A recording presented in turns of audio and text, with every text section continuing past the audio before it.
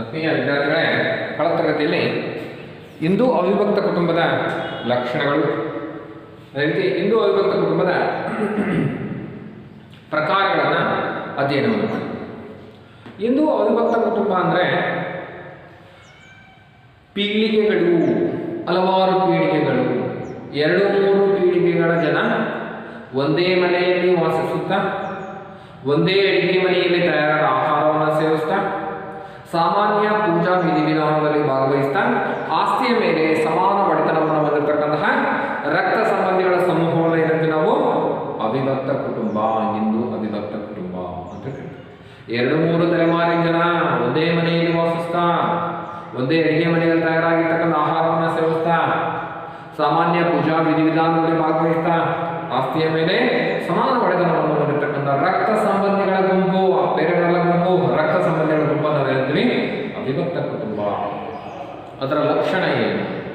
ಹಿಂದೂ ಅವಿಭಕ್ತ ಕುಟುಂಬದ ಲಕ್ಷಣಗಳಲ್ಲಿ ಪೀಳಿಗೆಗಳ ಸಮಾವೇಶ ಆಗಿದೆ. ಅವಿಭಕ್ತ ಕುಟುಂಬ ಸಾಮಾನ್ಯ ವಾಸಸ್ಥಳವನ್ನು, ಸಾಮಾನ್ಯ ಒಲೆ ಅಥವಾ ಅಡಿಗೆ ಮನೆಯನ್ನು, ಸಾಮಾನ್ಯ ಪೂಜಾ ವಿಧಿವಿಧಾನವನ್ನು, ಕರ್ತನ ಅಧಿಕಾರವನ್ನು, ಸ್ವಾವಲಂಬನೆಯನ್ನು, ಪರಸ್ಪರ ಹಕ್ಕು ಮತ್ತು ಜವಾಬ್ದಾರಿಗಳನ್ನು, ಹೀಗೆ ಹಲವು ಅಂಶಗಳನ್ನು ಅದೇ ಮುಂದುವರಿತಾ ಹಿಂದೂ ಅವಿಭಕ್ತ ಕುಟುಂಬದ ಪ್ರಕಾರಗಳು, types of Hindu joint family. ಪ್ರಮುಖ 2 ರೀತಿಯಾಗಿರ್ತಕ್ಕಂತಹ ಅವಿಭಕ್ತ ಕುಟುಂಬಗಳ ಪ್ರಕಾರ ಇದೆ. ಒಂದು ಪಿತೃಪ್ರಧಾನ, ಇನ್ನೊಂದು ಮಾತೃಪ್ರಧಾನ. ಹಿಂದೂ ಅವಿಭಕ್ತ ಕುಟುಂಬದ ಮುಖ್ಯಸ್ಥ ಪುರುಷ ಆಗಿರೋದನ್ನು ನಾವು ಪಿತೃಪ್ರಧಾನ ಅವಿಭಕ್ತ ಕುಟುಂಬ. ಕೇರಳದ ನಂಬೂದರಿ ಬ್ರಾಹ್ಮಣರ ಪಿತೃಪ್ರಧಾನ ಅವಿಭಕ್ತ ಕುಟುಂಬಕ್ಕೆ ಇಲ್ಲಂ ಅಂತೇಳಿ ಕರಿತೀವಿ. ಕೇರಳದ ನಾಯರ್ ಜಾತಿಯ ಮಾತೃಪ್ರಧಾನ ಅವಿಭಕ್ತ ಕುಟುಂಬಕ್ಕೆ ತರವಾಡು ಅಂತೇಳಿ ಕರಿತೀವಿ ಅಂತಕ್ಕಂಥ ವಿಚಾರವನ್ನು. ಇಲ್ಲಂ ಅಂದರೆ ಏನು, ತರವಾಡು ಅಂದರೆ ಏನಂದರೆ ಪಿತೃಪ್ರಧಾನ ಅವಿಭಕ್ತ ಕುಟುಂಬ ಅಂದರೆ ಏನು, ಮಾತೃಪ್ರಧಾನ ಅವಿಭಕ್ತ ಕುಟುಂಬ ಅಂದರೆ ಏನು, ಕರ್ಣವನ್ ಅಂದರೆ ಯಾರು, ಮಾತೃಪ್ರಧಾನ ಅವಿಭಕ್ತ ಕುಟುಂಬದ ತಾಯಿಯ ಸಹೋದರ. ಅದೇ ರೀತಿ ತವಳಿ ಅಂದರೆ ಏನು, ಮಾತೃಪ್ರಧಾನ ಅವಿಭಕ್ತ ಕುಟುಂಬದಿಂದ ವಿಭಜಿತಗೊಂಡಿರ್ತಕ್ಕಂಥ ಒಂದು ಭಾಗವನ್ನು, ಮಾತೃಪ್ರಧಾನ ಅವಿಭಕ್ತ ಕುಟುಂಬದಿಂದ ವಿಭಜನೆಗೊಂಡಿರ್ತಕ್ಕಂಥ ಒಂದು ಭಾಗವನ್ನು ನಾವು ತವಳಿ ಅಂತ ಕರಿತೀವಿ. ಅದೇ ರೀತಿ ತವಳಿಗಳಾಗಿರ್ತಕ್ಕಂಥ ಬದಲಾವಣೆ, ಇತ್ತೀಚೆಗೆ ಏನು ಬದಲಾವಣೆ ಆಗಿರ್ತಕ್ಕಂಥ ಅಂಶವನ್ನು ಮುಂದುವರಿತಾ ಹಿಂದೂ ಅವಿಭಕ್ತ ಕುಟುಂಬಕ್ಕೆ ಒಂದು ಜೀವಂತ ಉದಾಹರಣೆ, ಒಂದು ಬಹುದೊಡ್ಡ ಜೀವಂತ ಉದಾಹರಣೆಯಾಗಿ ನರಸಿಂಗನವರ ಕುಟುಂಬ. ಭೀಮಣ್ಣ ಜೀನಪ್ಪ ನರಸಿಂಗನವರ್, ಭೀಮಣ್ಣ ಜೀನಪ್ಪ ನರಸಿಂಗನವರ್ ಇಂದಿನ ಧಾರವಾಡ ಜಿಲ್ಲೆಯ ಲೋಕೂರು ಅಂತಕ್ಕಂತಹ ಗ್ರಾಮದಲ್ಲಿ ಭೀಮಣ್ಣ ಜೀನಪ್ಪ ನರಸಿಂಗನವರ ಕುಟುಂಬ ಇದೆ. ಸುಮಾರು 270-300 ಎಕರೆ ಜಮೀನನ್ನು ಹೊಂದಿರತಕ್ಕಂಥ ಕುಟುಂಬ. ಸುಮಾರು 206 ಜನ, ಇವತ್ತು 400 ಜನ ಇದೆ. ಆಸ್ತಿಯಲ್ಲೂ ಕೂಡ ಹೆಚ್ಚುವರಿಯಾಗಿದೆ. ಇವರೆಲ್ಲರೂ ಕೂಡ ಕೂಡು ಕುಟುಂಬದಲ್ಲಿ, ಒಟ್ಟು ಕುಟುಂಬದಲ್ಲಿ, ಒಂದೇ ಕುಟುಂಬದಲ್ಲಿ ಒಟ್ಟಾಗಿ ವಾಸ ಮಾಡ್ತಕ್ಕಂಥದ್ದನ್ನು ನಾವು ಕಾಣಬಹುದು. ಕುಟುಂಬದ ಎಲ್ಲ ಆಸ್ತಿಯನ್ನು ಸಮಾನವಾಗಿ ನಿರ್ವಹಣೆಯನ್ನು ಮಾಡ್ತಾರೆ, ಸಮಾನವಾಗಿ ದುಡಿಮೆಯನ್ನು ಮಾಡ್ತಾರೆ, ಬಂದಿರತಕ್ಕಂಥ ಆದಾಯವನ್ನು ಒಟ್ಟಾಗ್ತಾರೆ. ಆ ಆದಾಯದಲ್ಲಿ ಮನೆಯ ಎಲ್ಲ ಜವಾಬ್ದಾರಿಗಳನ್ನು, ಖರ್ಚು ವೆಚ್ಚಗಳನ್ನು ನಿಭಾಯಿಸ್ತಕ್ಕಂಥದ್ದನ್ನು, ಹಬ್ಬ ಹರಿದಿನಗಳನ್ನು, ವೈವಾಹಿಕ ಕಾರ್ಯಕ್ರಮಗಳನ್ನು, ಶೈಕ್ಷಣಿಕ ಜವಾಬ್ದಾರಿಯನ್ನು, ಸಾಮಾಜಿಕ, ಧಾರ್ಮಿಕ, ಆರ್ಥಿಕ, ಹೀಗೆ ಎಲ್ಲ ಕ್ಷೇತ್ರಗಳ ಜವಾಬ್ದಾರಿಯನ್ನು ಒಟ್ಟು ಕುಟುಂಬವಾಗಿ ಭೀಮಣ್ಣ ಜೀನಪ್ಪ ನರಸಿಂಗನವರ ಕುಟುಂಬ ಅಂತಕ್ಕಂಥದ್ದು ನಿರ್ವಹಣೆ ಮಾಡತಕ್ಕಂಥ ಸನ್ನಿವೇಶವನ್ನು ನಾವು ಕಾಣಬಹುದು, ಗಮನಿಸಿ. ಇಂದು ಅವಿಭಕ್ತ ಕುಟುಂಬ ಅಂತಕ್ಕಂಥದ್ದು ಭಾರತೀಯ ಸಾಮಾಜಿಕ ವ್ಯವಸ್ಥೆಯ ಒಂದು ಬಹುಮುಖ್ಯವಾಗಿರ್ತಕ್ಕಂತಹ ಪಿಲ್ಲರ್, ಒಂದು ಬುನಾದಿ. ನಾವು ಭಾರತೀಯ ಸಮಾಜವನ್ನು ಕುರಿತು ಅಧ್ಯಯನ ಮಾಡಬೇಕು, ಅರ್ಥ ಮಾಡ್ಕೋಬೇಕು ಅಂತ ಹೇಳಿದ್ರೆ ಅವಿಭಕ್ತ ಕುಟುಂಬದ ಬಗ್ಗೆ ತಿಳ್ಕೋಬೇಕು, ಜಾತಿ ವ್ಯವಸ್ಥೆಯ ಬಗ್ಗೆ ತಿಳ್ಕೋಬೇಕು, ಗ್ರಾಮಗಳ ಬಗ್ಗೆ ತಿಳ್ಕೋಬೇಕು. ಇವುಗಳ ಬಗ್ಗೆ ತಿಳ್ಕೊಳ್ಳೋದವರೆಗೂ ನಾವು ಭಾರತೀಯ ಸಾಮಾಜಿಕ ವ್ಯವಸ್ಥೆಯನ್ನು ಕುರಿತು ಅರ್ಥ ಮಾಡ್ಕೊಳ್ಳಿಕ್ಕೆ ಸಾಧ್ಯ ಆಗಲ್ಲ. ಹಾಗಾಗಿ ಭಾರತೀಯ ಸಾಮಾಜಿಕವನ್ನು ತಿಳಿಬೇಕು, ಅರ್ಥೈಸ್ಕೋಬೇಕು ಅಂತ ಹೇಳಿದ್ರೆ ಜಾಯಿಂಟ್ ಫ್ಯಾಮಿಲಿ ಅಂತಕ್ಕಂಥದ್ದು, ಕ್ಯಾಸ್ಟ್ ಸಿಸ್ಟಮ್ ಅಂತಕ್ಕಂಥದ್ದು, ಅದೇ ರೀತಿ ವಿಲೇಜಸ್ ಅಂತಕ್ಕಂಥದ್ದು ಅರ್ಥ ಮಾಡ್ಕೊಳ್ತಕ್ಕಂಥದ್ದು ಭಾಳ ಅವಶ್ಯಕ. ಇಷ್ಟು ವಿಷಯವನ್ನು ಅಧ್ಯಯನ ಮಾಡಿದ್ದು ಮುಂದುವರಿತಾ ಹಿಂದೂ ಅವಿಭಕ್ತ ಕುಟುಂಬದ ಅನುಕೂಲಗಳು ಮತ್ತು ಅನಾನುಕೂಲಗಳು. ಅವಿಭಕ್ತ ಕುಟುಂಬದ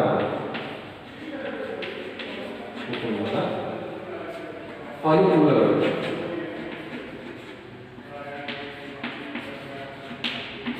ಅವಿಭಕ್ತ ಕುಟುಂಬದಿಂದ ನಮಗೆ ಹಲವಾರು ಅನುಕೂಲಗಳಾಗುತ್ತೆ.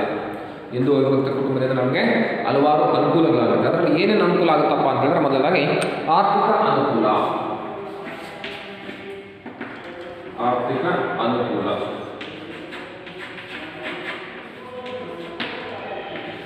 ಆರ್ಥಿಕವಾಗಿ ಏನು ಅನುಕೂಲ ಆಗುತ್ತೆ ಅಂತ ಹೇಳಿದ್ರೆ, ಹಿಂದೂ ಅವಿಭಕ್ತ ಕುಟುಂಬಕ್ಕೆ ಒಂದು ಆಸ್ತಿ ಇರುತ್ತೆ, ಒಂದು 10 ಎಕರೆ, 20 ಎಕರೆ, 50 ಎಕರೆ, 100 ಎಕರೆ, 1000 ಎಕರೆ. ಆ ಒಟ್ಟು ಆಸ್ತಿಯನ್ನು ಒಟ್ಟಾಗಿ ಉಳುಮೆ ಮಾಡೋದ್ರಿಂದ ಏನಾಗುತ್ತೆ, ಅನುಕೂಲ ಆಗುತ್ತೆ. ಚಿಕ್ಕ ಇಳುವಳಿ ಇದ್ದರೆ 2 ಎಕರೆ, 4 ಎಕರೆ, ಯಾವುದೇ ಒಂದು ಆಧುನಿಕ ಯಂತ್ರವನ್ನು, ತಂತ್ರವನ್ನು, ಆಧುನಿಕವಾಗಿರ್ತಕ್ಕಂಥ ಸಾಧನ ಸಲಕರಣೆಗಳನ್ನು, ಹೈಬ್ರಿಡ್ ಬೀಜ, ಬರಲ್ಲ, ಧೈರ್ಯ ಬರಲ್ಲ. ಯಾಕೆಂತ ಹೇಳಿದ್ರೆ ಉಳುಮೆ ಮಾಡ್ತಕ್ಕಂಥ ಜಾಗ ಕಡಿಮೆ ಇರ್ತದೆ, ಅಥವಾ ಆದಾಯ ಕಡಿಮೆ ಇರುತ್ತೆ, ಬಟ್ ನೆಗ್ಲಿಜೆನ್ಸ್ ಮಾಡ್ತಾರೆ. ಆದರೆ ಉಳುಮೆ ಮಾಡ್ತಕ್ಕಂತಹ ಜಮೀನು ಒಟ್ಟಾಗಿರೋದ್ರಿಂದ ಚಿಕ್ಕ ಹಿಡುವಳಿ ಆಗದೇ ಬೃಹತ್ತಾಗಿರ್ತಕ್ಕಂತಹ ಆಸ್ತಿಯನ್ನು ಹೊಂದಿರೋದ್ರಿಂದ ಆಧುನಿಕವಾಗಿರ್ತಕ್ಕಂಥ ಯಂತ್ರವನ್ನು, ತಂತ್ರವನ್ನು, ಹೊಸದಾಗಿರ್ತಕ್ಕಂತಹ ಎಲ್ಲ ಟೆಕ್ನಾಲಜಿಯನ್ನು ಕೃಷಿಯಲ್ಲಿ ಬಳಕೆ ಮಾಡ್ತೀವಿ.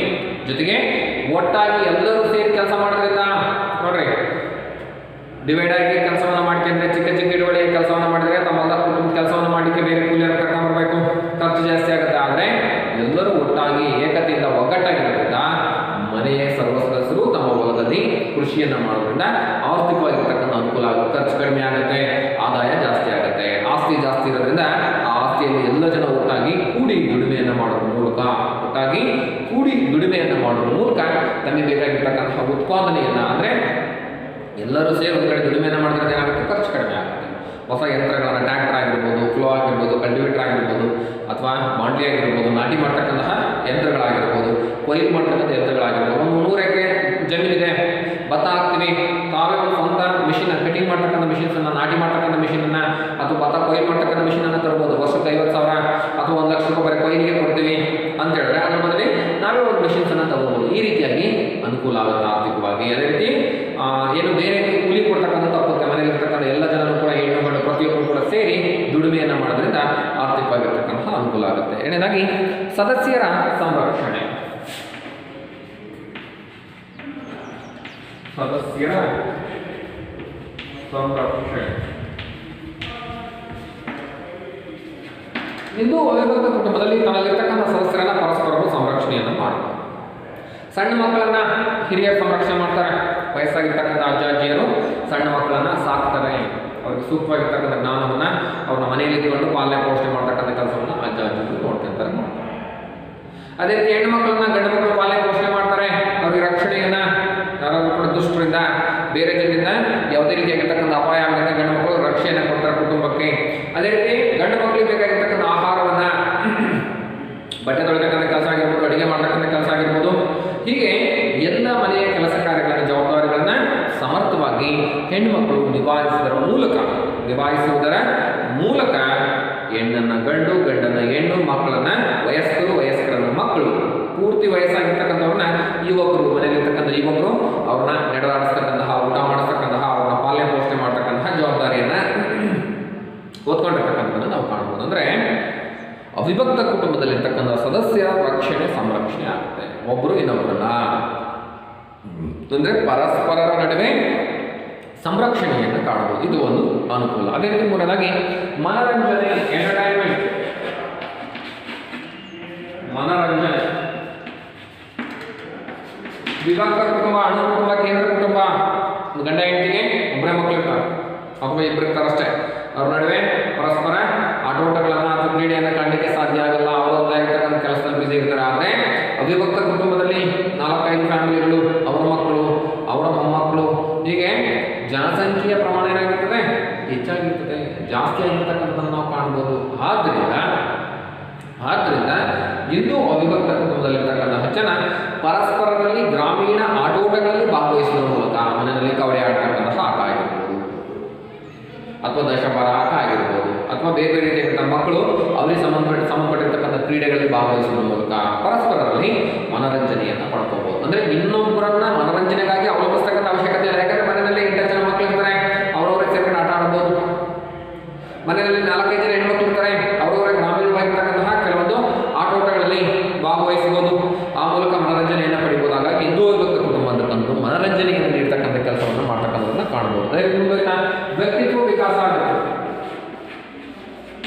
ವ್ಯಕ್ತಿತ್ವ ವಿಕಾಸ, ಪರ್ಸನಾಲಿಟಿ ಡೆವಲಪ್ಮೆಂಟ್ ಅಂತಕ್ಕಂಥ ಆಗುತ್ತೆ. ಹೆಂಗಪ್ಪ ಅಂತಂದ್ರೆ, ಮನೆಯಲ್ಲಿರ್ತಕ್ಕಂತಹ ಗುರು ಹಿರಿಯರು ಏನಿರ್ತಾರೆ, ಅವರು ಕುಟುಂಬದಲ್ಲಿರ್ತಕ್ಕಂಥ ಮಕ್ಕಳಿಗೆ ಉತ್ತಮವಾಗಿರ್ತಕ್ಕಂಥ ಜ್ಞಾನವನ್ನು ತುಂಬತಕ್ಕಂಥ ಕೆಲಸವನ್ನು ಮಾಡ್ತಾರೆ. ಮನೆಯಲ್ಲಿರ್ತಕ್ಕಂತಹ ಮಕ್ಕಳಿಗೆ ಹಿರಿಯರು ಸೂಕ್ತವಾಗಿರ್ತಕ್ಕಂಥ ಜ್ಞಾನವನ್ನು, ಅಂದರೆ ಎಲ್ಲರೂ ಕೂಡ ಜೊತೆಯಾಗಿ ಒಟ್ಟಾಗಿ ಇರ್ತಕ್ಕಂಥ ಅಂಶವನ್ನು ಹಂಚ್ಕೊಂಡು ತಿನ್ನಬೇಕು. ಉತ್ತಮವಾಗಿರ್ತಕ್ಕಂಥ ನಮ್ಮವರು, ಉತ್ತಮ ಮಾನವೀಯ ಮೌಲ್ಯಗಳನ್ನು ತಿಳಿಸ್ಕೊಡ್ತಾರೆ ಹಿರಿಯರು. ಸ್ನೇಹವನ್ನು, ತ್ಯಾಗವನ್ನು, ಪ್ರೀತಿಯನ್ನು, ವಿಶ್ವಾಸವನ್ನು, ಈ ಎಲ್ಲ ಮಾನವೀಯ ಮೌಲ್ಯಗಳನ್ನು ತುಂಬತಕ್ಕಂಥ ಕೆಲಸವನ್ನು ಮಾಡ್ತಾರೆ. ಉದಾಹರಣೆಗೆ ಯಾರು ಅಣ್ಣ ತಮ್ಮ ಇಬ್ಬರು ಇರ್ತಾರೆ, ಹೊಡೆದಾಡಿದ ತಕ್ಷಣ ಹಿರಿಯರು ಹೇಳ್ತಾರೆ, ನೋಡಪ್ಪ ನೀವು ಇಬ್ಬರು ಗಂಡ ತಮ್ಮಗಳು ಮಾಡಬಾರ್ದು, ಇದು ತಪ್ಪಾಗುತ್ತೆ. ನೀವು ಒಗ್ಗಟ್ಟಾಗಿರಬೇಕು. ಯಾರೊಬ್ಬ ಮಕ್ಕಳ ಕುಟುಂಬದಲ್ಲಿ ಅಥವಾ ಯಾರೊಬ್ಬರು ಸಂಕಷ್ಟದಲ್ಲಿದ್ದಾರೆ ಅವರಿಗೆ ಸಹಾಯ ಮಾಡಬೇಕು. ಏನಾದರೂ ಕೂಡ ಕಷ್ಟದಲ್ಲಿರಲು ಗೊತ್ತಾದರೆ ಅಥವಾ ಬೇರೆ ಯಾರೋ ಸಮಸ್ಯೆಲಿದ್ದಾರೆ, ಸಂಕಷ್ಟದಲ್ಲಿದ್ದಾರೆ, ಅವ್ರಿಗೆ ಕೈಲಾದ ಮಟ್ಟಿಗಿನ ಸಹಾಯವನ್ನು ಮಾಡಬೇಕು. ಈ ರೀತಿಯಾಗಿರ್ತಕ್ಕಂಥ ಉತ್ತಮ ಮಾನವೀಯ ಮೌಲ್ಯಗಳನ್ನು ಅವಿಭಕ್ತ ಕುಟುಂಬ ತನ್ನ ಸದಸ್ಯರಿಗೆ ತುಂಬತಕ್ಕಂಥ ಕೆಲಸವನ್ನು ಮಾಡುತ್ತೆ. ಚಿಕ್ಕಂದಿನಲ್ಲೇ ಸತ್ಯವನ್ನು ಹೇಳಬೇಕು, ಶ್ರೀರಾಮನ ಕಥೆಗಳನ್ನು. ಅದೇ ರೀತಿ ಬಲಶಾಲಿ, ಶಕ್ತಿಶಾಲಿ ಆಗಬೇಕು, ಬುದ್ಧಿಶಾಲಿ ಆಗಿರಬೇಕು. ಈ ರೀತಿಯಾಗಿರ್ತಕ್ಕಂಥ ರಾಮಾಯಣ ಮಹಾಭಾರತದ ಕಥೆಗಳನ್ನು, ಉಪಕಥೆಗಳನ್ನು ಹೇಳೋದ್ರ ಮೂಲಕ ಉತ್ತಮ ಮಾನವೀಯ ಮೌಲ್ಯಗಳನ್ನು, ಆದರ್ಶಗಳನ್ನು ಕಥೆಗಳ ಮೂಲಕ ಮಕ್ಕಳಿಗೆ ತಿಳಿಸೋದ್ರ ಮೂಲಕ ಅವರಲ್ಲಿ ಉತ್ತಮ ಪರ್ಸನಾಲಿಟಿಯನ್ನು, ವ್ಯಕ್ತಿತ್ವವನ್ನು ತುಂಬತಕ್ಕಂಥ ಕೆಲಸವನ್ನು ಮಾಡ್ತಕ್ಕಂಥದ್ದನ್ನು ನಾವು ಕಾಣ್ಬೋದು, ಗಮನಿಸ್ಬೋದು. ಹಾಗಾಗಿ ಹಿಂದೂ ಅವಿಭಕ್ತ ಕುಟುಂಬ ಅಂತಕ್ಕಂಥದ್ದು ತನ್ನಲ್ಲಿರ್ತಕ್ಕಂಥ ಸದಸ್ಯರ ವ್ಯಕ್ತಿತ್ವವನ್ನು ಉತ್ತಮ ಮಟ್ಟದಲ್ಲಿ, ಉತ್ತಮ ಮಾನವೀಯ ಮೌಲ್ಯ ಅಂದರೆ ಸ್ನೇಹ, ವಿಶ್ವಾಸ, ಸಹನೆ, ತ್ಯಾಗ, ಪ್ರೀತಿ, ಸಹಬಾಳ್ವೆ, ಈ ರೀತಿಯಾಗಿರ್ತಕ್ಕಂಥ ಮಾನವೀಯ ಮೌಲ್ಯಗಳನ್ನು ತುಂಬತಕ್ಕಂಥ ಕೆಲಸವನ್ನು ಮಾಡ್ತಿರ್ತಕ್ಕಂಥದ್ದನ್ನು ನಾವು ಕಾಣಬಹುದು. ಮುಂದುವರಿತಾ ಸಮಾಜವಾದದ ಪರಿಕಲ್ಪನೆ.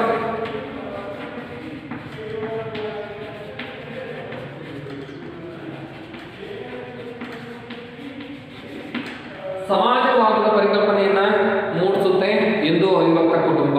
ಅಂದ್ರೆ ತನ್ನಲ್ಲಿ ಒಂದು ಆಸ್ತಿ ಇರುತ್ತೆ, ಅದು ನಂದೇ, ಆ ರೀತಿಯಲ್ಲ. ಅವಿಭಕ್ತ ಕುಟುಂಬದಲ್ಲಿ ಇದು ನಮ್ಮ ಕುಟುಂಬಕ್ಕೆ, ಇಡೀ ಕುಟುಂಬಕ್ಕೆ ಸೇರಿದ್ದು.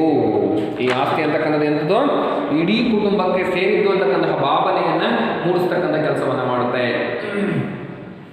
ಎಲ್ಲಿಂದಲಾದ್ರೂ ಕೂಡ ಏನಾದರೂ ಒಂದು ತಿಂತಕ್ಕಂಥ ವಸ್ತುವನ್ನು ತಂದ್ರು, ಯಾರೋ ಒಬ್ಬರೇ ಇರ್ತಕ್ಕಂಥ ಅಷ್ಟು ತಿಂದು ಮುಗಿಸ್ಬಿಡೋದು, ಆ ರೀತಿಯಲ್ಲ. ಸಮಾಜವಾದದ ಪರಿಕಲ್ಪನೆ ಅಂದ್ರೆ ಕುಟುಂಬದಲ್ಲಿರ್ತಕ್ಕಂತಹ ಯಾವುದೇ ಸವಲತ್ತು, ಸೌಲಭ್ಯ, ತಿನ್ನತಕ್ಕಂಥ ಅಂಶ ಆಗಿರ್ಬೋದು, ಅದು ಸರ್ವರಿಗೂ ಕೂಡ ಸೇರ್ತಕ್ಕಂಥದ್ದು.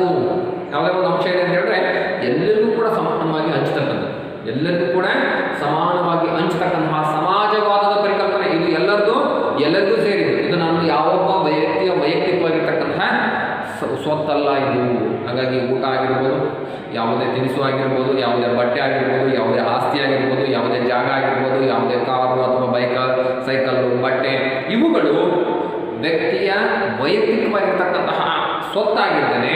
ಸಾರ್ವಜನಿಕವಾಗಿ ಮೀನ್ಸ್ ಆ ಕುಟುಂಬದ ಸರ್ವ ಸದಸ್ಯರ ಸದಸ್ಯತ್ವ ಒಡೆತನಕ್ಕೂ ಕೂಡ, ಅಂದರೆ ನಮ್ಮೆಲ್ಲರಿಗೂ ಕೂಡ ಇದು ಮನೆ, ನಮ್ಮೆಲ್ಲರ ಆಸ್ತಿ, ಇದು ನಮ್ಮೆಲ್ಲರ ಸವಲತ್ತು, ನಾವೆಲ್ಲರೂ ಕೂಡ ಬಳಸಿ ಒಗ್ಗಟ್ಟಾಗಿ ಏಕತೆಯಿಂದ ಸಮಾಜವಾದದ ಪರಿಕಲ್ಪನೆಯನ್ನು ಹಿಂದೂ ಅವಿಭಕ್ತ ಕುಟುಂಬ ಅಂತಕ್ಕಂಥ ತನ್ನಲ್ಲಿರ್ತಕ್ಕಂಥ ಸದಸ್ಯರಿಗೆ ತಿಳಿಸ್ತಕ್ಕಂಥ ಕೆಲಸವನ್ನು ಮಾಡೋದು. ಇಷ್ಟು ಹಿಂದೂ ಅವಿಭಕ್ತ ಕುಟುಂಬದಿಂದ ಆಗ್ತಕ್ಕಂತಹ ಅನುಕೂಲಗಳು. ಇದನ್ನು 5 ಮಾರ್ಕ್ಸ್ ಕೇಳ್ತಾರೆ ಎಕ್ಸಾಮಲ್ಲಿ. ಹಿಂದೂ ಅವಿಭಕ್ತ ಕುಟುಂಬದ ಅನುಕೂಲಗಳನ್ನು ತಿಳಿಸಿ, ಬರೆಯಿರಿ, ವಿವರಿಸಿದ 5 ಮಾರ್ಕ್ಸ್ಗೆ ಇದನ್ನು ಕೇಳ್ತಾರೆ ಪ್ರಶ್ನೆ. ಅದೇ ರೀತಿ 2 ಮಾರ್ಕ್ಸ್ಗೆ ಹಿಂದೂ ಅವಿಭಕ್ತ ಕುಟುಂಬದ ಯಾವುದಾದರೂ 2 ಅನುಕೂಲಗಳನ್ನು ಬರೆಯಿರಿ ಅಂತೇಳಿ 2 ಮಾರ್ಕ್ಸ್ ಕೇಳ್ತಾರೆ. ಹಿಂದೂ ಅವಿಭಕ್ತ ಕುಟುಂಬದ ಯಾವುದಾದರೂ 2 ಅನುಕೂಲಗಳನ್ನು ತಿಳಿಸಿ ಅಂತ. ಮುಂದುವರಿತಾ ಅವಿಭಕ್ತ ಕುಟುಂಬದ ಅನಾನುಕೂಲಗಳು.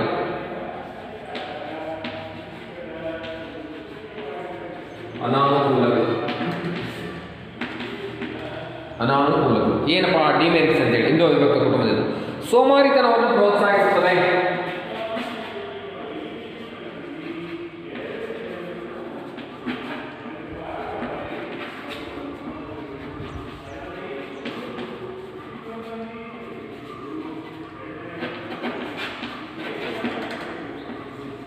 ಸೋಮಾರಿತನವನ್ನು ಏನು ಮಾಡುತ್ತೆ? ಹಿಂದೂ ಅವಿಭಕ್ತ ಕುಟುಂಬ ಅಂತಕ್ಕಂಥದ್ದು ಪ್ರೋತ್ಸಾಹವನ್ನು ನೀಡುತ್ತೆ. ಅಂದರೆ ಯಾರೊಬ್ಬರು ಕೆಲಸವನ್ನ ಮಾಡ್ತಿರ್ತಾರೆ, ಅವರೇ ಕೆಲಸ ಮಾಡಲಿ, ಇನ್ನೊಂದ್ರೆ ಏನು ಮಾಡ್ತಾರೆ? ಹಿಂದೆ ಸರ್ಕೊಂಡ್ಬಿಡ್ತಾರೆ. ಯಾರಾದ್ರೂ ಒಬ್ಬರಿಬ್ಬರು ಭಾರಿ ಚೆನ್ನಾಗಿ ದುಡಿಮೆ ಮಾಡ್ತಾರಪ್ಪ, ಅವರು ಭಾರಿ ಚೆನ್ನಾಗಿ ಕೆಲಸ ಮಾಡ್ತಾರೆ ಅಂತ ಹೇಳ್ತಿರ್ತಾರೆ. ಅವ್ರನ್ನ ಮುಂದಕ್ಕೆ ಬಿಟ್ಟು ಇನ್ನುಳಿದವರು ಹಿಂದೆ ಸರ್ಕೊಳ್ತಕ್ಕಂಥ ಕೆಲಸವನ್ನ, ಹೆಣ್ಮಗಳಿದಾರಲ್ಲ ಸೊಸೆ ಭಾರಿ ಚೆನ್ನಾಗಿ ಬಟ್ಟೆ ತೊಳಿತಾಳೆ, ಭಾರಿ ಚೆನ್ನಾಗಿ ನೆಲ ಒದಗಿಸ್ತಾಳೆ, ಭಾರಿ ಚೆನ್ನಾಗಿ ಅಡಿಗೆ ಮಾಡ್ತಾಳೆ ಅಂತ ಹೇಳ್ತಾರೆ. ಇನ್ನುಳಿದಿರ್ತಕ್ಕಂಥ ಯಾರು ಸೋಮಾರಿಗಳು ಅವ್ರನ್ನ ಹುಬ್ಬೆಟ್ಟಿ, ಅವ್ರನ್ನ ಅವರನ್ನ ಮಾತಿನ ಮೂಲಕ ಹೊಗಳಿ ಅವರಿಗೆ ಕೆಲಸವನ್ನು ಮಾಡಿಸಿ ಅವ್ರ ಮೂಲಕನೇ ಕೆಲಸ ಭಾರಿ ಚೆನ್ನಾಗಿ ಬೇಸ ಹೊಡಿತಾನೆ ಅವನಪ್ಪ, ಅವ್ನು ನೋಡಿದ್ರೆ ಎಲ್ಲೆಲ್ಲಿ ಒಂದು ದಿನ 3 ದಿನ ಅಷ್ಟು ನೀಟಾಗಿ ಬೇಸ ಹೊಡ್ಕೊಂಡ್ಬರ್ತಾನೆ, ಅಷ್ಟು ಚೆನ್ನಾಗಿ ಬೇಕಾಗ್ಕೊಂಡ್ಬರ್ತಾನೆ, ಅಷ್ಟು ನೀಟಾಗಿ ಮಾಡ್ತಾನೆ ಅಂತೇಳಿ ಕೆಲಸ ಮಾಡ್ತಕ್ಕಂಥ ವ್ಯಕ್ತಿಗಳನ್ನ ಅವರ ಹೊಗಳಿಕೆಯನ್ನು ನೀಡಿ ಇನ್ನುಳಿದಿರ್ತಕ್ಕಂಥ ಏನು ಮಾಡ್ತಾರೆ? ಹಿಂದೆ ಸರ್ಕೊಳ್ತಕ್ಕಂತಹ ಸೋಮಾರಿಗಳಾಗ್ತಕ್ಕಂತಹ ಕೆಲಸಕ್ಕೆ ಹಿಂದೂ ಅವಿಭಕ್ತ ಕುಟುಂಬ ಅಂತಕ್ಕಂಥ ಪ್ರೋತ್ಸಾಹವನ್ನು ನೀಡುತ್ತೆ. ಸೋಮಾರಿಗಳನ್ನ ಏನು ಮಾಡುತ್ತೆ? ಉದಾಹರಣೆಗೆ ಕುಟುಂಬದಲ್ಲಿ 3-4 ಜನ ಇದ್ದಾರೆ, ಒಬ್ಬನೇ ಸಣ್ಣ ಇರ್ತಾನೆ, ಸಣ್ಣ ಮಗ ಅಥವಾ ಸಣ್ಣ ತಮ್ಮ, ಅವನು ಪ್ರೀತಿ ತಮ್ಮ ಅಂತೇಳಿ ಅವ್ನು ನನಗೆ ಉಬ್ಬಿಟ್ಟು ಬೆಳೆಸಿರ್ತಾರೆ. ಅವ್ರಿಗೆ ಯಾವುದೇ ಕಷ್ಟವನ್ನು ತೋರಿಸ್ದಂಗೆ ಅದೇ ರೀತಿಯಾಗಿರ್ತಕ್ಕಂಥ ಕೆಲಸವನ್ನು ನಿರಂತರವಾಗಿ ಮುಂದುವರಿಸ್ತಾರೆ. ಪ್ರಬುದ್ಧಮಾನಕ್ಕೆ ಬಂದರೂ ಕೂಡ, ವಯೋಮಾನಕ್ಕೆ ಬಂದರೂ ಕೂಡ ಅವ್ನಿಗೆ ಅದೇ ರೀತಿಯಾಗಿರ್ತಕ್ಕಂಥ ಚಟುವಟಿಕೆಯನ್ನು ಮುಂದುವರಿಸ್ಕೊಂಡು ಹೋಗ್ತಕ್ಕಂಥ ಪ್ರಕರಣವನ್ನು ಕಾಣ್ಬೋದು, ಗಮನಿಸ್ಬೋದು. ಹಾಗಾಗಿ ಹಿಂದೂ ವಿಭಕ್ತ ಕುಟುಂಬ ಅಂತಕ್ಕಂಥದ್ದು ಸೋಮಾರಿತನವನ್ನು ಪ್ರೋತ್ಸಾಹವನ್ನು ನೀಡುತ್ತೆ. ಯಾರು ದುಡಿಮೆಯನ್ನು ಮಾಡ್ತಿರ್ತಾರೆ, ಯಾರು ಶ್ರಮಿಕರಿರ್ತಾರೆ ಅವ್ರಿಗಷ್ಟೇ ಕೆಲಸವನ್ನು ಮಾಡ್ತಕ್ಕಂಥ ಜವಾಬ್ದಾರಿಯನ್ನು ಕೊಟ್ಟು ಇನ್ನುಳಿದಿರ್ತಕ್ಕಂಥವರು ಸೋಮಾರಿಯಾಗಿ ಹಂಗೆ ಅಡ್ಡಾಡ್ತಕ್ಕಂಥ ಪ್ರಕರಣವನ್ನು ನಾವು ಕಾಣ್ಬೋದು. ಮೊದಲನೇದಾಗಿ. ಎರಡನೇದಾಗಿ ವ್ಯಕ್ತಿತ್ವ ಬೆಳವಣಿಗೆಗೆ ಅಡಚಣೆ. ವ್ಯಕ್ತಿತ್ವ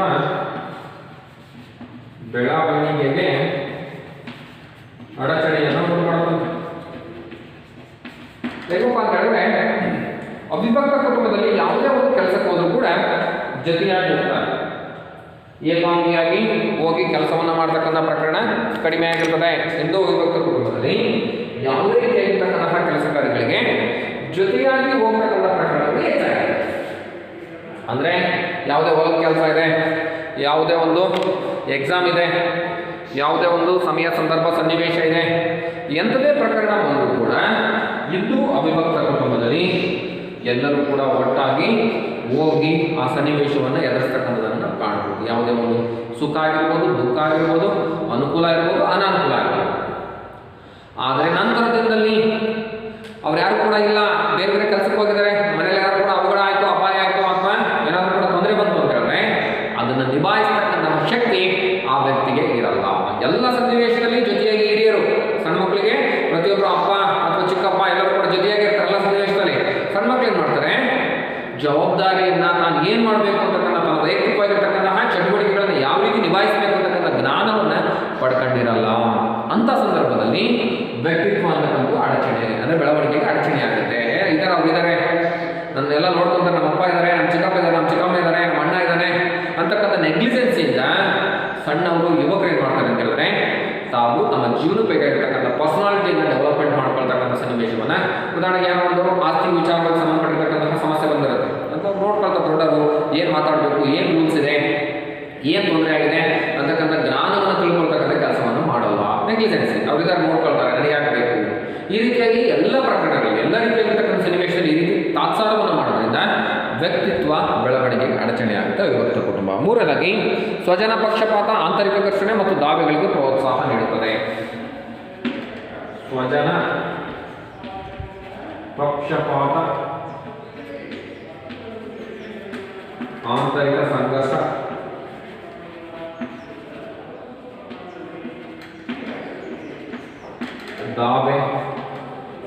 ದಾವೆಗಳಿಗೆ ಅವಕಾಶ ಮಾಡಿಕೊಳ್ಳುವುದು.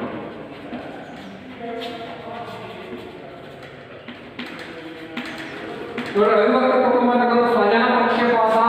ನನ್ನ ಗಂಡ, ನನ್ನ ಮಕ್ಕಳು, ನನ್ನ ಗಂಡನ ಬಟ್ಟೆ ಇದು, ನನ್ನ ಗಂಡ ಊಟಕ್ಕೆ ಕೂತಿದ್ದಾರೆ, ನನ್ನ ಮಕ್ಕಳು ಊಟಕ್ಕೆ ಕೂತಿದ್ದಾರೆ, ಯಾವುದಾದ್ರೂ ಒಳ್ಳೆ ಅಡಿಗೆ ಕಡಿಮೆ ಇರುತ್ತೆ, ಅದನ್ನ ಆದಷ್ಟು ಬೇಗ ಅವ್ರಿಗೆ ಹೋಗಿ ಬಡಿಸ್ಬಿಡೋದು, ತುಪ್ಪ ಹಾಕೋದು, ಅವ್ರಿಗೆ ಒಂದು ಲೋಟ ಒಂದು ಚಮಚ ಜಾಸ್ತಿ ಹಾಕೋದು, ಯಾವುದಾದ್ರು ಹಣ್ಣನ್ನು ಹಂಚಬೇಕು, ಅವ್ರ ಪೀಸ್ ಒಳ್ಳೆ ಭಾಗ ಇರ್ತಕ್ಕಂಥದ್ದನ್ನು ಹಂಚ್ಕೊಡ್ತಕ್ಕಂಥ. ಈ ರೀತಿಯಾಗಿ ಅವಿಭಕ್ತ ಕುಟುಂಬದಲ್ಲಿ ಸ್ವಜನ ಪಕ್ಷಪಾತ ಅಂತಕ್ಕಂಥದ್ದು ಜಾಸ್ತಿ ಆಗುತ್ತೆ. ತನ್ನ ಗಂಡನ ಬಟ್ಟೆಯನ್ನು, ತನ್ನ ಮಕ್ಕಳ ಬಟ್ಟೆಯನ್ನು, ತನ್ನ ಗಂಡನ ಅಡಿಗೆಯನ್ನು, ತನ್ನ ಗಂಡ ಇದ್ದಾಗ, ತನ್ನ ಮಕ್ಕಳಿದ್ದಾಗ ವಿಶೇಷವಾಗಿರ್ತಕ್ಕಂಥ ಪ್ರಿಯಾರಿಟಿಯನ್ನು ಕೊಡ್ತಕ್ಕಂಥ ಪ್ರಕರಣ ಜಾಸ್ತಿ ಆಗುತ್ತೆ. ಇದರಿಂದ ಏನಾಯ್ತು ಅಂತ ಹೇಳಿದ್ರೆ ಆಂತರಿಕ ಸಂಘರ್ಷ ಆಟೋಮೆಟಿಕಲಿ, ನನ್ನ ಗಂಡ ಆದ್ರಂಗ, ನನ್ನ ಮಕ್ಕಳಿಗೆ ಆದ್ರಂಗ ಅಂತಕ್ಕಂತಹ ಭಾವನೆ ಸಹಜವಾಗಿ ಬಂದ್ಬಿಡುತ್ತೆ. ಹಾಗಾಗಿ ಪರಸ್ಪರರ ನಡುವೆ ನಿರಂತರವಾಗಿರ್ತಕ್ಕಂತಹ ಆಂತರಿಕ ಸಂಘರ್ಷ, ಒಮ್ಮೆ ಕುಟುಂಬದಲ್ಲಿ ಹೆಣ್ಣುಮಕ್ಕಳ ನಡುವೆ ಏನಾದರೂ ಕೂಡ ವೈಮನಸ್ಸು, ಆಂತರಿಕವಾಗಿರ್ತಕ್ಕಂಥ ಸಂಘರ್ಷ ಏರ್ಪಡ್ತು ಅಂತ ಹೇಳಿದ್ರೆ ಅದನ್ನು ನಿರಂತರವಾಗಿ ಮುಂದುವರಿಸ್ಕೊಂಡು ಹೋಗ್ತಕ್ಕಂಥ ಪ್ರಕರಣವನ್ನು ನಾವು ಕಾಣ್ಬೋದು. ಹಾಗಾಗಿ ಹಿಂದೂ ಅವಿಭಕ್ತ ಕುಟುಂಬದಲ್ಲಿ ಬಹುತೇಕ ಸನ್ನಿವೇಶದಲ್ಲಿ ಸ್ವಜನ ಪಕ್ಷಪಾತ ಅಂತಕ್ಕಂಥ ಹೆಚ್ಚಾಗಿರುತ್ತೆ. ಹಿಂದೂ ಅವಿಭಕ್ತ ಕುಟುಂಬದಲ್ಲಿ ಸ್ವಜನ ಪಕ್ಷಪಾತ ಅಂತಕ್ಕಂಥ ಪ್ರಕರಣ ಹೆಚ್ಚಾಗಿರ್ತಕ್ಕಂಥ ಸನ್ನಿವೇಶವನ್ನು ಕಾಣ್ಬೋದು. ಜೊತೆಗೆ ಮುಂದುವರಿದ ಆಂತರಿಕ ಸಂಘರ್ಷ, ಪರಸ್ಪರ ಅಣ್ಣ ತಮ್ಮಂದರ ನಡುವೆ, ನನ್ನ ಹೆಂಡತಿಗೆ ಬೈದ ಅಥವಾ ನನ್ನ ಮಕ್ಕಳಿಗೆ ಬೈದ, ನನ್ನ ಮಕ್ಕಳಿಗೆ ಹೊಡೆದ, ನನ್ನ ಮಕ್ಕಳ ಮಾತ್ರ ಕೆಲಸಕ್ಕೆ ಕಳಿಸ್ತೀಯಾ, ಈ ರೀತಿಯಾಗಿರ್ತಕ್ಕಂತಹ ಆಂತರಿಕವಾಗಿರ್ತಕ್ಕಂಥ ಸಂಘರ್ಷ ನಿರಂತರವಾಗಿ ಏರ್ಪಾಟು ಮಾಡುತ್ತೆ. ದಾವೆ, ಪರಸ್ಪರ ಹೊಡೆದಾಟ ಅಂತಿಮ ಹಂತಕ್ಕೆ ಹೋದಾಗ ಆರಂಭದಲ್ಲಿ 6 ತಿಂಗಳು, ವರ್ಷ, 2 ವರ್ಷ, 3 ವರ್ಷ ನಡೀತಾ ಇರುತ್ತೆ. ಇದಾದ ಮೇಲೆ ಅಂತಿಮವಾಗಿ ಏನಾಗುತ್ತೆ, ಪರಸ್ಪರರ ನಡುವೆ ಸಂಘರ್ಷ, ಹೊಡೆದಾಟ ಆಗಿ ದಾವೆಗಳಿಗೆ ಪ್ರೋತ್ಸಾಹ ನೀಡ್ತಕ್ಕಂಥದ್ದನ್ನು ನಾವು ಕಾಣಬಹುದು. 4ನೇದಾಗಿ ಉಳಿತಾಯ ಮತ್ತು ಆರ್ಥಿಕ ಹೂಡಿಕೆಗೆ ಅವಕಾಶ ಇಲ್ಲ. ಉಳಿತಾಯ ಮತ್ತು ಆರ್ಥಿಕ ಹೂಡಿಕೆಗೆ ಅವಕಾಶವಿಲ್ಲ.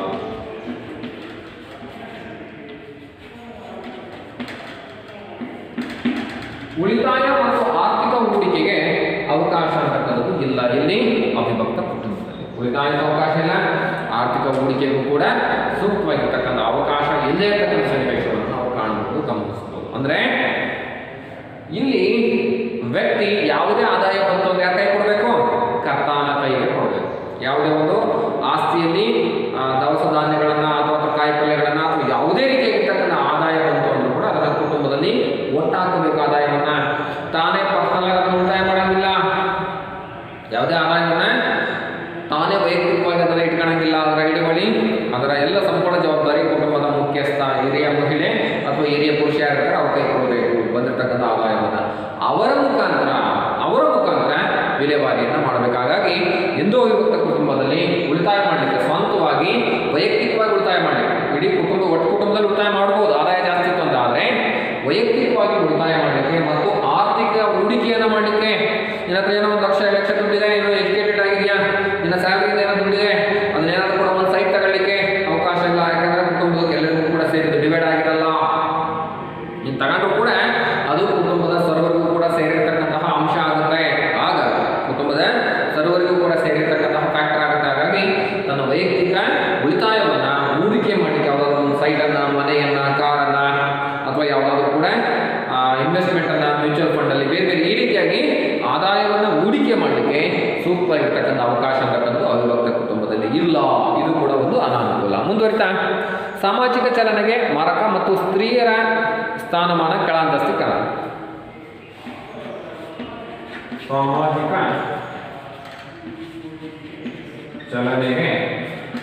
ಸಾಮಾಜಿಕ ಚಲನೆಗೆ ಮಾರಕ ಮತ್ತು ಸ್ತ್ರೀ ಸ್ಥಾನಮಾನ ಕೆಳಹಂತಸ್ಥಿಗೆ ಕಾರಣವಾಗಿದೆ.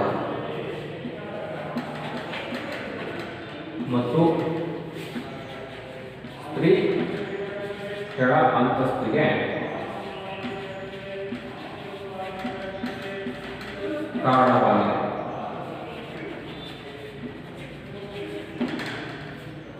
ಸಾಮಾಜಿಕ ಚಲನೆಗೆ ಮಾರ್ಗ ಆಗಿದೆ ಮತ್ತು ಸ್ತ್ರೀ ಕೆಳ ಅಂತಸ್ತಿಗೆ ಕಾರಣ ಆಗಿರ್ತಕ್ಕಂಥದ್ದನ್ನು ನಾವು ಕಾಣಬಹುದು, ಗಮನಿಸಬಹುದು. ಸಾಮಾಜಿಕ ಚಲನೆ, ಸೋಷಿಯಲ್ ಮೊಬಿಲಿಟಿ, ಒಂದು ಹಂತದಿಂದ ಇನ್ನೊಂದು ಹಂತಕ್ಕೆ ಹೋಗಬೇಕು ಅಂತ ಹೇಳಿದ್ರೆ ಆದಷ್ಟು ಬೇಗ ಅವಿಭಕ್ತ ಕುಟುಂಬದಿಂದ ಅದು ಸಾಧ್ಯ ಆಗಲ್ಲ. ಯಾಕಂತಂದ್ರೆ ಕಮಿಟ್ಮೆಂಟ್, ಸಂಬಂಧಗಳು, ಬಾಂಧವ್ಯಗಳು, ಅಟ್ಯಾಚ್ಮೆಂಟ್ ಅಂತಕ್ಕಂಥದ್ದು ಜಾಸ್ತಿ ಇರ್ತದೆ.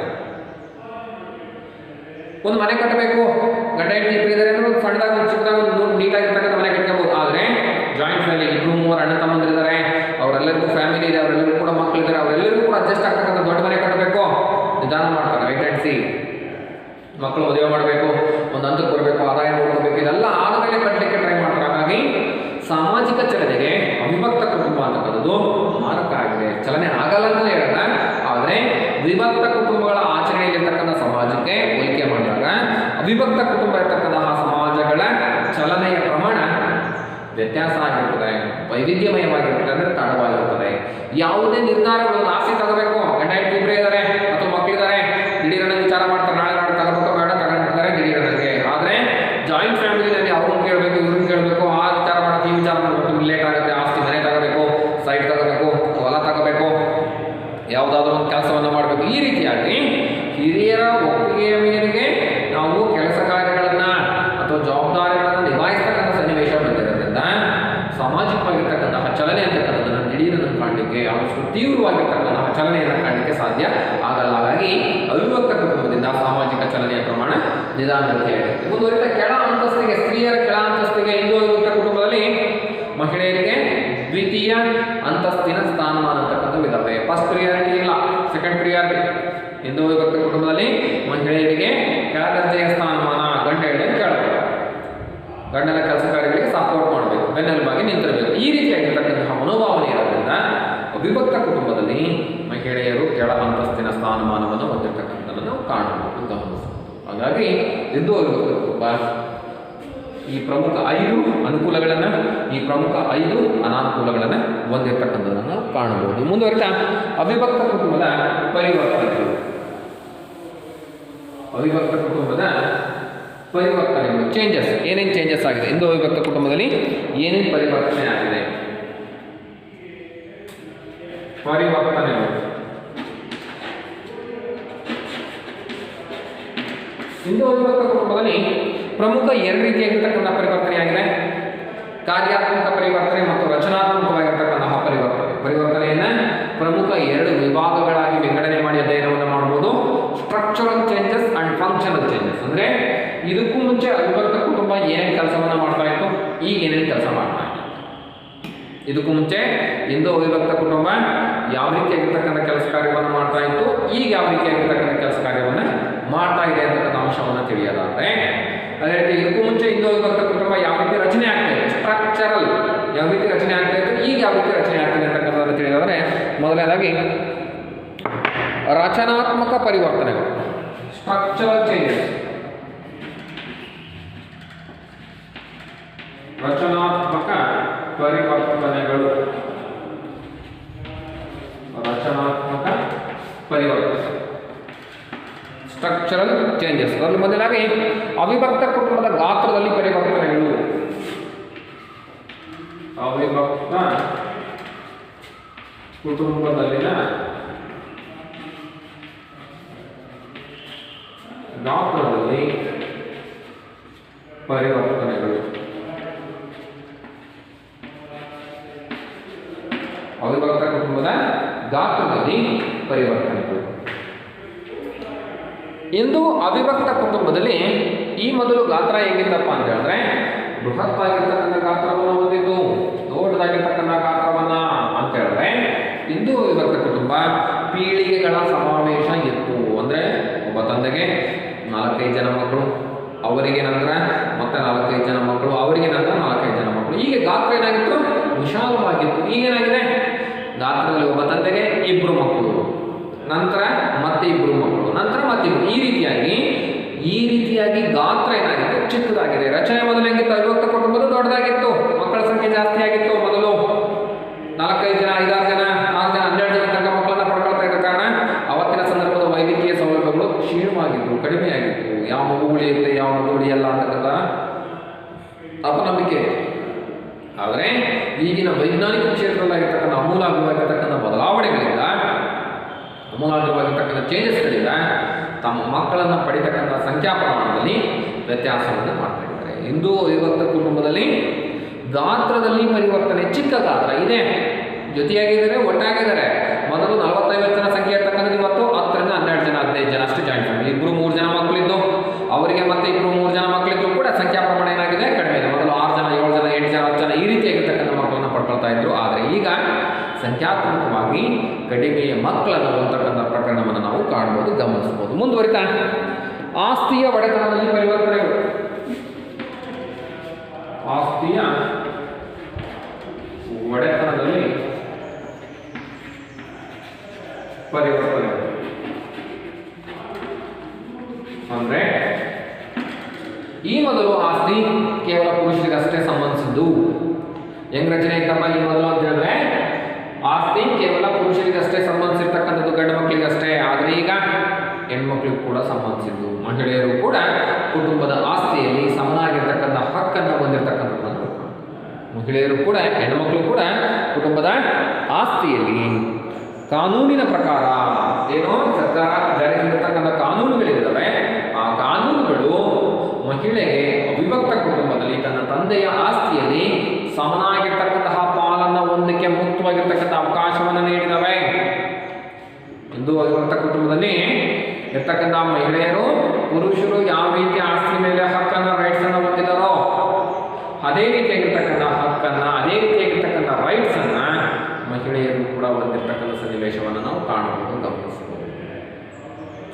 ಈ ನೆಲೆಯಲ್ಲಿ ಅವಿಭಕ್ತ ಕುಟುಂಬ ಅಂತಕ್ಕಂಥದ್ದು ತನ್ನ ಆಸ್ತಿಯ ಹೊಂದತಕ್ಕಂತಹ ರಚನೆಯಲ್ಲಿ ಮೊದಲೇನು ಬರೀ ಗಂಡು ಮಕ್ಕಳಷ್ಟೇ ಡಿಕ್ಟೇಟರ್ ಆಗಿ ಎಲ್ಲದೂ ಕೂಡ ಆಸ್ತಿ ನನಗೆ ಸೇರಿದ್ದು, ಹೆಣ್ಮಕ್ಳಿಗೆ ಸೇರಿಲ್ಲ ಇರತಕ್ಕಂಥ ಭಾವನೆ ಇರುತ್ತೆ. ಅದು ಹೋಗಿ ಈಗ ಮಹಿಳೆಯರು ಕೂಡ ಕುಟುಂಬದ ಆಸ್ತಿಯಲ್ಲಿ ಸಮನಾಗಿರ್ತಕ್ಕಂಥ ಪಾಲನ್ನ ಪಡಿತಕ್ಕಂಥ ಸನ್ನಿವೇಶವನ್ನು ಕಾಣಬಹುದು. ಅಧಿಕಾರದಲ್ಲಿ ಪರಿವರ್ತನೆಗಳು. ಅಧಿಕಾರದಲ್ಲಿ ಪರಿವರ್ತನೆಗಳು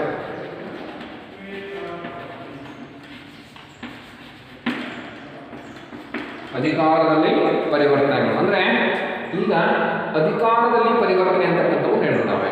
ಈ ಮೊದಲು ಏನಾಗಿತ್ತು, ಅಧಿಕಾರ ಎಲ್ಲರೂ ಕೂಡ ಮನೆಯ ಹಿರಿಯರ ಹತ್ರ ಅಷ್ಟೇ ಕೇಂದ್ರೀಕೃತ ಆಗಿತ್ತು. ಹಿರಿಯ ಮಹಿಳೆ, ಹಿರಿಯ ಪುರುಷ ಎಂದು ಅವಿಭಕ್ತ ಕುಟುಂಬ ಅಂದ ತಕ್ಷಣ ಎಲ್ಲ ಅಧಿಕಾರಗಳು, ಎಲ್ಲ ಪವರ್ಗಳು ಕೂಡ ಮನೆಯ ಕುಟುಂಬದ ಹಿರಿಯ ಮುಖ್ಯಸ್ಥ, ಹಿರಿಯ ಪುರುಷ ಯಾರಿದ್ದಾರೆ, ಹಿರಿಯ ಮಹಿಳೆ ಯಾರಿದ್ದಾರೆ ಅವರ ಹತ್ರ ಕೇಂದ್ರೀಕೃತವಾಗಿತ್ತು. ಆದರೆ ಇವತ್ತು ನಂತರದ ಮಹಿಳೆಯರು, ನಂತರದ ಪುರುಷರು ಅಂದರೆ ಮನೆಗೆ ಬರ್ತಕ್ಕಂತಹ ಸೊಸೆಯರು ಕೂಡ ಸೂಕ್ತವಾಗಿರ್ತಕ್ಕಂಥ ಎಜುಕೇಷನ್ಸನ್ನು, ಟೆಕ್ನಿಕಲ್ ಎಜುಕೇಷನ್ಸನ್ನು, ಉತ್ತಮವಾಗಿರ್ತಕ್ಕಂಥ ಪದವಿ ಶಿಕ್ಷಣವನ್ನು ಪಡೆದಿರೋದ್ರಿಂದ ಆ ಮಹಿಳೆಯರು ಕೊಡ್ತಕ್ಕಂಥ ಸಜೆಷನ್ಸ್ ಏನಿದ್ದಾವೆ ಅವ್ರ ಮೇಲೆ ದಬ್ಬಾಳಿಕೆ, ದೌರ್ಜನ್ಯ ಮೊದಲೇನು ಮಾಡ್ತಾ ಇದ್ರಲ್ಲ, ಹೆಣ್ಣು ಅಂದ ತಕ್ಷಣ ನಾನು ಹೇಳ್ದಂಗೆ ಕೇಳಬೇಕು, ಹೆಣ್ಣು ಅಂದ ತಕ್ಷಣ ಕೇವಲ ನನ್ನ ಸೇವಕಿ ಅಂತಕ್ಕಂಥ ಭಾವನೆ ಬದಲಾಗಿ ಇವತ್ತು ಮಹಿಳೆಯರು ಕೂಡ ಉತ್ತಮವಾಗಿರ್ತಕ್ಕಂಥ ಕುಟುಂಬದ ನಿರ್ವಹಣೆಗೆ ಬೇಕಾಗಿರ್ತಕ್ಕಂತಹ ಸಲಹೆಗಳನ್ನು, ಸೂಚನೆಗಳನ್ನು, ಮಾಹಿತಿಯನ್ನು ನೀಡ್ತಕ್ಕಂಥ ಕೆಲಸವನ್ನು ಮಾಡ್ತಿದ್ದಾರೆ. ಹಾಗಾಗಿ ಆ ಮೊದಲು ಇದ್ದಂಥ ಅಧಿಕಾರದ ದರ್ಪ, ಪುರುಷನ ದರ್ಪ ಏನಿದೆ ಅದು ಕಡಿಮೆಯಾಗಿ ಸರ್ವರಿಗೂ ಕೂಡ ಉತ್ತಮವಾಗಿರ್ತಕ್ಕಂತಹ ಏನು ಸ್ಥಾನಮಾನಗಳು, ಗೌರವ, ಅಂತಸ್ತು ಸಿಗ್ತಾ ಇದ್ದಾವೆ. ಅದು ಹೆಣ್ಣಾಗಲಿ ಗಂಡ,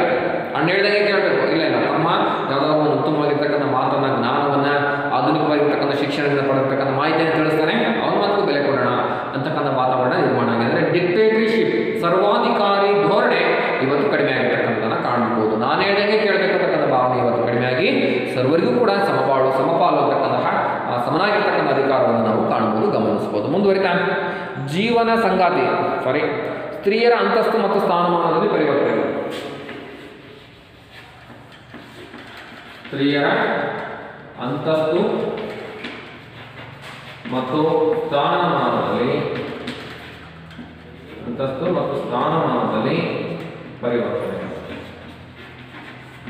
ಮೊದಲನೇ ಮಹಿಳೆ ಕೆಲಸ ಕೇವಲ 4 ಗೋಡೆ ಮಧ್ಯೆ ಅಂದರೆ ಅಡಿಗೆ ಮನೆಗೆ ಅಷ್ಟೇ ಸೀಮಿತವಾಗಿದ್ದ ಮಹಿಳೆ ಈಗ ಇಲ್ಲ, ಮಹಿಳೆಯರು ಕೂಡ ಸುದೃಢವಾಗಿದ್ದಾಳೆ. ಉತ್ತಮವಾಗಿರ್ತಕ್ಕಂಥ ಜ್ಞಾನವನ್ನು, ಶಿಕ್ಷಣವನ್ನು, ಆಧುನಿಕವಾಗಿರ್ತಕ್ಕಂತಹ ಜೀವನ ಜ್ಞಾನವನ್ನು, ಕೌಶಲ್ಯವನ್ನು ತಿಳಿದ್ರಿಂದ ಮಹಿಳೆಯರು ಕೂಡ ಅವಳ ಮಾತಿಗೂ ಕೂಡ ಸೂಕ್ತವಾಗಿರ್ತಕ್ಕಂತಹ ಬೆಲೆ ಅಂತಕ್ಕಂಥದ್ದು ಸಿಗ್ತಿರ್ತಕ್ಕಂಥದ್ದನ್ನು ಕಾಣು. ಸ್ತ್ರೀಯರ ಅಂತಸ್ತು ಮತ್ತು ಸ್ಥಾನಮಾನಗಳಿಗೆ ಪರಿವರ್ತನೆ. ಮೊದಲಾಗಿತ್ತು ಸ್ತ್ರೀಯಾಗಿರ್ತಕ್ಕಂಥವಳು ಕೇವಲ ಅಡಿಗೆ ಮನೆಗೆ ಮಾತ್ರ ಸೀಮಿತ, ಅಥವಾ ಪುರುಷನಿಗೆ ಸೇವಕಿಯಾಗಿ, ಅಥವಾ ಪುರುಷನ ಕೆಲಸ ಕಾರ್ಯಗಳನ್ನು ಪುರುಷನಿಗೆ ಸಹಾಯಕಿಯಾಗಿ ಅವ್ರು ಹೇಳ್ತಕ್ಕಂಥ ರೀತಿಯಲ್ಲಿ ಕೆಲಸ ಮಾಡಬೇಕಂತ ಭಾವನೆ ಇತ್ತು. ಇವತ್ತೇನಾಗಿದೆ, ಮಹಿಳೆಯರು ಕೂಡ ದುಡಿತಾ ಇದ್ದಾಳೆ.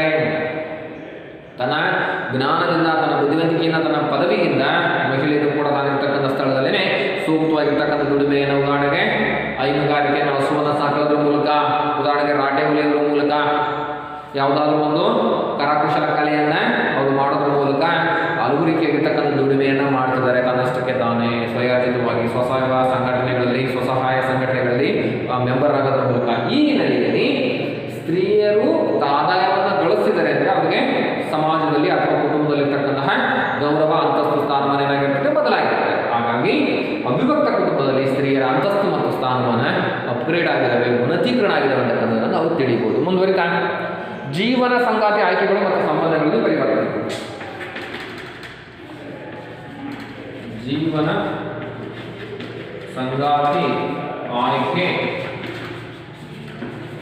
ಸಂಗಾತಿ ಆಯ್ಕೆ ಮತ್ತು ಸಂಬಂಧಗಳಲ್ಲಿ ಪರಿವರ್ತನೆ.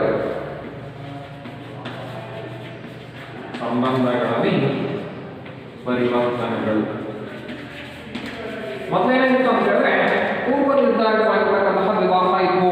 ಮೊದಲು ಪೂರ್ವ ನಿರ್ಧಾರಿತವಾಗಿರ್ತಕ್ಕಂತಹ ವಿವಾಹಗಳು, ಗುರು ಹಿರಿಯರು ಎಲ್ಲ ರೀತಿಯಾಗಿರ್ತಕ್ಕಂತಹ ಬದಲಾವಣೆಯನ್ನಾದರೆ ಅವ್ರು ಒಪ್ಪಿ ಗುರು ಹಿರಿಯರೆಲ್ಲರೂ ಕೂಡ ನಿಶ್ಚಯ ಮಾಡಿರ್ತಕ್ಕಂಥ ವಿವಾಹಗಳು ನಡೀತಾ ಇದ್ವು. ಆದರೆ ಈಗೇನಾಗಿದೆ, ಜೀವನ ಸಂಗಾತಿಯನ್ನ ಪ್ರಾಪ್ತ ಯುವಕ ಯುವತಿಯರು, ಶಿಕ್ಷಣವನ್ನು ಪಡೆದಿರ್ತಕ್ಕಂತಹ, ಆಧುನಿಕ ಜ್ಞಾನವನ್ನು ಪಡೆದಿರ್ತಕ್ಕಂತಹ ಪ್ರಾಪ್ತ ಯುವಕ ಯುವತಿಯರ ಅಭಿಪ್ರಾಯಕ್ಕೆ ಮನ್ನಣೆ ಸಿಗ್ತಾ ಇದೆ. ಹಾಗಂತೇಳಿ ಪ್ರೇಮ ವಿವಾಹ ಮಾಡ್ತಿದ್ದಾರೆ ಅಥವಾ ತಾವು ಇಷ್ಟಪಟ್ಟ ಮದುವೆ ಆಗ್ತಾರೆ ಅಂತಂದಲ್ಲ, ಎಂತಹ ಜೀವನ ಸಂಗಾತಿಯ ಅವಶ್ಯಕತೆ ಇದೆ ಅಥವಾ ಅವರ ಅನಿಸಿಕೆ ಇದೆ, ಹಿಂದೂ ಅವಿಭಕ್ತ ಕುಟುಂಬದಲ್ಲಿರ್ತಕ್ಕಂತಹ ಯುವಕ ಯುವತಿಯರ ಅನಿಸಿಕೆಗೆ ತಮ್ಮ ಡಿಮ್ಯಾಂಡ್ ಏನಿದೆ ಅಂತಕ್ಕಂಥದ್ದನ್ನ ಕೇಳ್ತಕ್ಕಂತಹ ಸನ್ನಿವೇಶ, ಅವರ ಒಪ್ಪಿಗೆಯನ್ನು ಪಡೆದು. ಮೊದಲೇನಾಗಿತ್ತು, ಹೆಣ್ಣುಮಗಳ ಮದುವೆ ಮಾಡೋದು ಅಂದ್ರೆ ಅಪ್ಪ ಒಪ್ಪಿದ್ರೆ ಮುಗಿದೋಯ್ತು, ಅಣ್ಣ ತಮ್ಮಗಳು ಒಪ್ಪಿದ್ರೆ ಮುಗಿದೋಯ್ತು. ಈಗ ಹೆಣ್ಣುಮಗಳ ಜೀವನ ಸಂಗಾತಿ ನೋಡುವ, ನೀನು ಮದುವೆ ಆಗೋದು, ಜೀವನ ಮಾಡೋದು ನೀನು, ನಿನ್ನ ಒಪ್ಪಿಗೆ ಇದೆಯಾ ನೋಡು, ಈ ರೀತಿ ಎಲ್ಲ ಸವಲತ್ತಿದೆ ಅಂತಕ್ಕಂಥ ತಿಳಿಸಿ ಹೇಳ್ತಾರೆ. ಅವರು ಒಪ್ಪಿಗೆಯನ್ನು ಪಡೆದೇನೆ ವಿವಾಹ ಮಾಡ್ತಕ್ಕಂಥ ಸನ್ನಿವೇಶವನ್ನು ಕಾಣಬಹುದು. ಅದೇ ರೀತಿ ಸಂಬಂಧಗಳಲ್ಲೂ ಕೂಡ ಪರಿವರ್ತನೆ.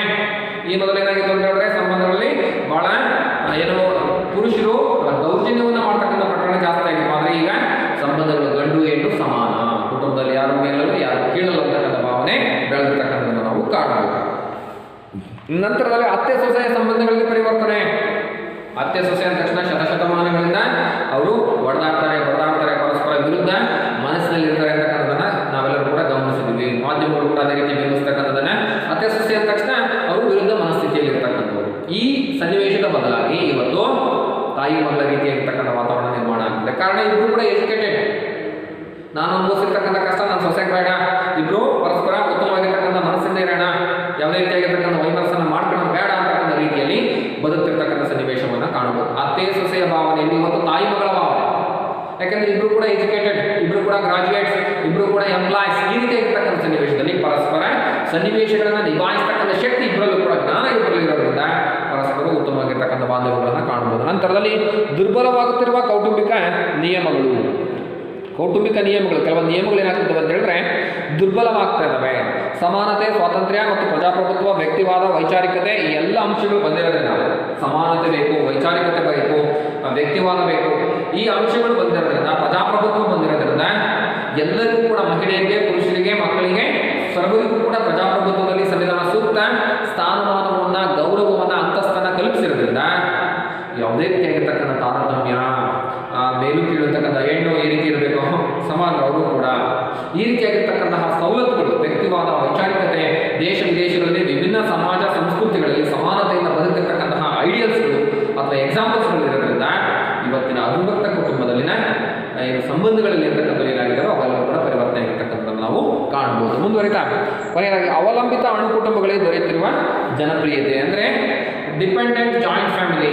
ಅವಲಂಬಿತ ಅಣು ಕುಟುಂಬ, ಡಿಪೆಂಡೆಂಟ್ ಅಥವಾ ಇಂಟರ್ ರಿಲೇಷನ್ಸ್ ಅನ್ನು ಹೊಂದಿರತಕ್ಕಂತಹ ಏನಂತಾರೆ ಅಂತ ಹೇಳಿದ್ರೆ increasing popularity dependent of nuclear family. ಗಂಡ ಹೆಂಡತಿ ಮಕ್ಕಳು ಬೆಂಗಳೂರಲ್ಲಿ ಅಥವಾ ಯಾವುದೋ ನಗರ ಪ್ರದೇಶದಲ್ಲಿ ವಾಸ ಮಾಡ್ತಿರ್ತಾರೆ. ಕುಟುಂಬದಲ್ಲಿ ಯಾವುದೋ ವಿಶೇಷತೆ ಇದೆ, ಯಾವುದೋ ಜನನ ಆಗಿದೆ, ಮರಣ ಆಗಿದೆ, ವಿವಾಹ ಕಾರ್ಯಕ್ರಮ ಇದೆ, ಜಾತ್ರೆ ಇದೆ, ಮಹೋತ್ಸವ ಇದೆ, ವಿಶೇಷ ಸಭೆ ಸಮಾರಂಭ ಇದೆ, ಅವಾಗ ಬಂದು ಹೋಗ್ತಕ್ಕಂಥದ್ದು. ಆವಾಗ ಬಂದು ಕುಟುಂಬದ ಎಲ್ಲರ ಜೊತೆ ಬೆರೆತು ವಾಪಸ್ ಮತ್ತೆ ಒಂದಿನ 2 ದಿನ 3 ದಿನ ವಾಪಸ್ ಹೋಗ್ತಕ್ಕಂಥ ಪ್ರಕರಣ. ಈ ರೀತಿಯಾಗಿರ್ತಕ್ಕಂಥ ಕುಟುಂಬಗಳಿಗೆ ಹೆಚ್ಚಿನ ಜನಪ್ರಿಯತೆ ಬೆಳೀತಾರೆ. ಇಲ್ಲೇ ಜಾಯಿಂಟ್ ಫ್ಯಾಮಿಲಿ ಇಲ್ಲೇ ಇರೋದಲ್ಲ, ಅವ್ರು ಬೇಕಾಗಿರ್ತಕ್ಕಂಥ ಸಂದರ್ಭದಲ್ಲೂ ಕೆಲಸ ಮಾಡ್ತಕ್ಕಂಥದ್ದು. ಯಾವಾಗ ಮನೆಯ ಕುಟುಂಬದ ವಿಶೇಷ ಸಂದರ್ಭ, ಸತ್ಯನಾರಾಯಣ ಪೂಜೆ, ವಾರ್ಷಿಕ ಹಬ್ಬ, ಜಾತ್ರೆ, ಮಹೋತ್ಸವ, ಜನನ, ಮರಣ ಅಥವಾ ವಿವಾಹ, ಈ ರೀತಿಯಾಗಿರ್ತಕ್ಕಂಥ ವಿಶೇಷ ಸಂದರ್ಭದಲ್ಲಿ ನಗರ ಪ್ರದೇಶದಲ್ಲಿರ್ತಕ್ಕಂಥ ಅಣು ಕುಟುಂಬದ ಸದಸ್ಯರು ಗ್ರಾಮಕ್ಕೆ ಬಂದು ಅವಿಭಕ್ತ ಕುಟುಂಬದ ಜೊತೆ ಬೆರೆತು 1 ದಿನ 2 ದಿನ 3 ದಿನ ಕಾರ್ಯಕ್ರಮವನ್ನು ಸಕ್ರಿಯವಾಗಿ ಭಾಗವಹಿಸಿ ಮುಕ್ತಾಯಗೊಳಿಸಿ ಮತ್ತೆ ವಾಪಸ್ಸು ತಮ್ಮ ಕೇಂದ್ರ ಸ್ಥಾನಕ್ಕೆ ಅಂತ ಹೇಳಿದ್ರೆ ತಮ್ಮ ಕೆಲಸ ಕಾರ್ಯವನ್ನು ಮಾಡ್ತಕ್ಕಂಥ ಪ್ಲೇಸ್ಗಳಿಗೆ ಹೋಗ್ತಕ್ಕಂಥ ಕುಟುಂಬಗಳ ಜನಪ್ರಿಯತೆ ಹೆಚ್ಚಾಗ್ತಿರ್ತಕ್ಕಂಥದ್ದನ್ನು ಕಾಣಬಹುದು. ಇಷ್ಟು ಎಂದು ಅವಿಭಕ್ತ ಕುಟುಂಬದಲ್ಲಿನ ರಚನಾತ್ಮಕ ಪರಿವರ್ತನೆ, ಸ್ಟ್ರಕ್ಚರಲ್ ಚೇಂಜಸ್. ಇನ್ನು ನಂತರದಲ್ಲಿ ಕಾರ್ಯಾತ್ಮಕ ಪರಿವರ್ತನೆ, ಫಂಕ್ಷನಲ್ ಚೇಂಜಸ್ ಏನಂತಕ್ಕಂಥದ್ದನ್ನು ಮುಂದಿನ ತರಗತಿಯಲ್ಲಿ ಅಧ್ಯಯನ ಮಾಡೋಣ.